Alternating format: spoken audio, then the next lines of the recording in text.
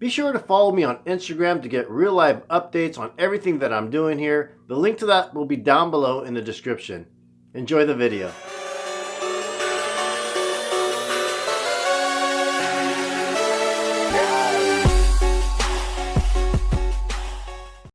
Hello everyone, ReeferGil here. In today's video I want to go over setting up my top fin 29-gallon quarantine tank. In the past I used 10-gallon tanks for my QT, but since I'm planning on having up to 3 tanks, I wanted to go a bit larger to QT all of them at the same time. I didn't have a preference on what type of tank I was going to use, I just wanted at least 30 gallons or larger. I took off to my local PetSmart and took a gander at what they had. I was really eyeballing the 20-gallon long, but it was sold only with the tank and far less expensive than what I actually went with. But I had to piecemeal all the equipment together, including the filter, hood, and lights, and so forth. I saw this top fin 29-gallon tank and it came with everything I needed to start the QT. I paid more for it, but I didn't have to go shopping around for a kit to put the bare bones cheaper tank together. Truth be told, once I've introduced all my fish into the display tank, I'll have little use for this QT outside of maybe using it for a hospital tank later down the line.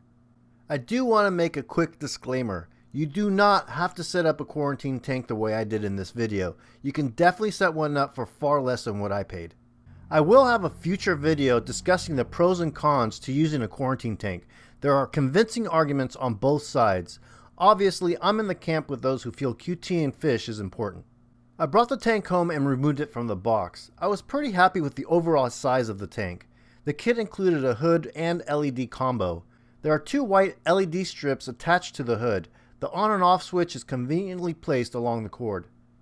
If you're planning on placing fish that are notorious jumpers into the QT, then you'll need some sort of lid. You can buy one or make your own DIY lid out of something like egg crate or clear corrugated plastic, the same stuff used for greenhouses. For the purposes of setting up a fish quarantine tank, you do not need an expensive light. Any light will do. The only purpose of the light is to inspect your fish for any signs of parasites or illness. Otherwise, my lights will be turned off when I'm not looking into the tank. The kit also includes this 100-watt heater and a hang-on-the-back filter with a built-in pump. The filter has a lid with a float valve attached to a color wheel. When the water starts to back up due to clogged filters, the valve will rise and change the color of the wheel from blue to red as a visual indicator that the filters need to be replaced. The filter also has this adjustable knob to increase or decrease the amount of flow going into the filter. I'm going to run it wide open. You'll also get a 6-inch fish net and a thermometer with a suction cup. Now that I have everything unboxed, I'm going to go ahead and paint the 2 side and rear glass panels. No, I'm not going to paint them orange, but I will be using this black acrylic paint I purchased from a hobby store. I'll be applying the paint with this sponge brush. Typically, I would use spray paint for this project. I think the process is a lot faster, but since it's raining outside, I have to paint indoors. Brushing on this nearly odorless paint is ideal for painting inside. I start off by simply applying a very thin paint of coat, allowing it to dry. The purpose of the first couple of coats is to allow the next coat of paint a rough surface to adhere to. If you apply too much paint for the first couple of coats, you're more likely to make a mess and have runs in the paint. Not only was it wet outside, it was also pretty cold. I was painting in the garage and it wasn't very warm in here. I got impatient waiting for the paint to dry in between coats, so I used a heat gun in a low setting to speed up the process. All told, I used about 5 coats of paint before I was satisfied. The reason for painting the glass panels is to reduce the reflection inside the aquarium. For those fish that are aggressive towards their own kind, a reflection of itself can create unnecessary stress, as the fish will actually believe another one of its own species is inside the tank. Additionally, the painted glass hides any movements outside the tank, which can frighten some species of fish when introduced into a new home. Blocks light, creating a darker environment inside the fish tank, which is supposed to keep the fish a little bit more calm. Lastly, a black background creates contrast, making it easier to visually inspect your fish under light. Prior to setting down the aquarium, I laid out a neoprene liner to dampen any vibrations and protect the wood from water spills. I cut the liner to size and placed the aquarium on top of it. The shelf ended up being a bit higher than I expected, so I had to use a step stool to work on the tank. After installing the filter, heater, thermometer, and the hood, it came time to put in some dry rock. Placing sand and rock inside a QT is a debatable topic since there is a likelihood of copper being used in the water. The reason it's discouraged, it's because if copper is used, the rock and the sand will absorb the copper and trap it from circulating in the water and medicating the fish. While I've never actually tested this theory, I'm going to go ahead and add a couple of small pieces of rock into the tank. I've seen some QTs with both sand and rock. It's reported that even if the rock and the sand did absorb some copper, it had little to no effect on the intended amount of dosage of copper. Now I can see if you fill up your aquarium with live rock, then the chances of the rock collectively absorbing the medication may adversely affect the intended amount dosed.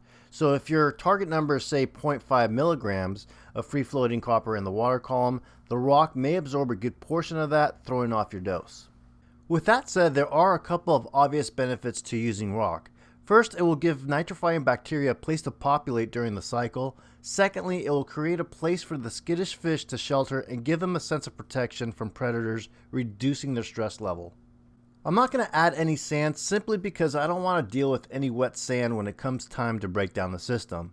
If housing fish that bury themselves like wrasses, then I have the option of adding sand into a Tupperware container and placing that into the tank. When it came time to adding the water, I did consider taking 30 gallons of water from my main display and placing it into the QT. But my main display is still in its infancy stages, so I really didn't see a huge benefit to doing that. But if you have an established aquarium, adding water from your main display is a good idea. The saltwater making station is just a few feet away from the quarantine tank, so it made filling the QT easy. Once the cycle is over, I will be doing water changes to the quarantine tank using water from my main display. The main reason for using display water is to get the water chemistry inside the quarantine tank very similar to that of the display tank, since the fish inside the QT will eventually be transferred into the display. Having the same or similar water chemistry will make the acclimation process for the fish better. Once the water was in, it was time to fill up the filter with some water to charge the pump when it was powered on. After a few seconds of gurgling, the water started to pass through the filter. I unknowingly spilled quite a bit of water behind the tank when I was doing this. I later noticed the water underneath the tank and got a scare. Since I didn't do a water test on the aquarium, I thought I had a leak. I eventually figured out it was just spilled water. Be sure to do water tests on any new sumps or aquariums before you go ahead and start painting the glass and setting everything up. I had a brain fart and missed this step. Good thing there were no leaks. An MP10 on a quarantine tank? Are you serious? No, the MP10 is not going to stay on the quarantine tank. It's been laying around doing nothing since I finished curing my rock. Eventually, when I have the nano tank running, the MP10 will be removed and put onto the nano tank. For now, the MP10 will keep all the debris suspended in the water column and allow the filter to pick up all the particles. The next addition is the sponge filter that I'll be using in conjunction with this top fin air pump, which I already had laying around. I would highly recommend one of these to be used in a quarantine tank, especially if you choose not to place rock inside of it. Beneficial bacteria needs a porous surface to attach themselves to and to populate. Without anywhere for the bacteria to house themselves, you're going to have ammonia issues. The only other way to fight the ammonia would be to do constant water changes, which can get expensive and really old. For a small quarantine tank like this one, this biosponge filter would be all I need to house the beneficial bacteria during and after the cycle.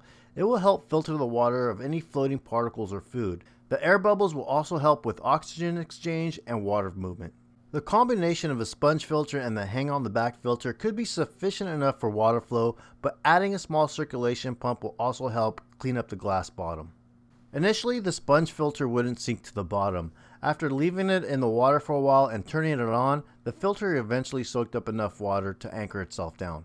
In the past, I've always had a sponge filter in the sump collecting bacteria and in standby mode in the event I ever needed to restart my QT at a later time. I will be repeating this practice with my new system. I've been holding on to this JBJ ATO for the past 6 years, no joke. It's been sealed in its box for the entire time. My intent was to use it on the previous quarantine tanks that I've had, but it just became a spare ATO in the end. By the way, both of my previous quarantine tanks broke. The glass on 10-gallon tanks is very thin and can break very easily. So I busted out the JBJ ATO and a Tom's Aqualifter pump. The Aqualifter pump is unique in that it has two airline ports. One port is an inlet for water and the other is an outlet for the water. It's not as powerful as a submerged ATO, but it doesn't have to be for this application. In fact, it's a perfect fit. Now I did have to do a modification to the hood to get the float switch to fit. The float switch will be mounted to the top of the back of the glass. I need to cut out a small area of the hood to get the float switch to fit just right. I used a Dremel and hacked away at the hood. I drew an outline of the float switch onto the hood and cut it away. I used a 5-gallon water jug, drilled a small hole into the lid, and fed the hose through. The hose I used was the same rigid hose that you'd use for an RO system. The hose stays put at the bottom of the ATO reservoir. The auto top off has been running like a charm. I've had zero issues with it. The auto top off system really makes things convenient when it comes time to topping off evaporated water. I've had these bio balls inside a filter bag sitting inside my sump for the past couple of weeks. I retrieved my Marine Pure bio blocks from my sump and placed them into the quarantine tank. Like I mentioned earlier, my main tank is still very new, so I'm not sure how much beneficial bacteria is actually populated within the bio balls. So now that the tank is all set up, it was time to introduce some ammonia to kick off the cycle. I used some Dr. Tim's ammonium chloride just as I did to start the cycle in my main display.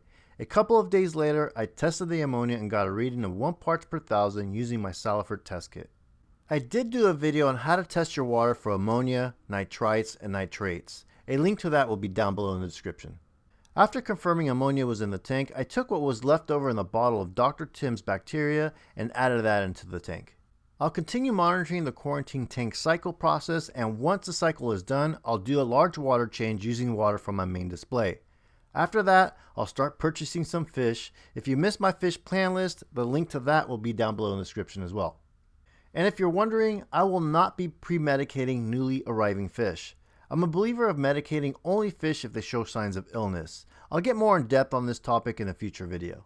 Before we go, it's important that I mention that if you do use copper in a quarantine tank, all the pieces of equipment within that quarantine tank that's touched that copper water should remain only with the quarantine tank. Do not use it in your display, as you will cause cross-contamination and may be harmful to your display tank. Also, if you prefer not to use live rock inside your quarantine tank to provide shelter for your fish, you can opt to use large pieces of PVC fitting for your fish to hide in. So that will do it for this video. Please show your support for the channel by hitting that like button, commenting down below in the comment section, and we will see you guys next Sunday. Thanks for watching.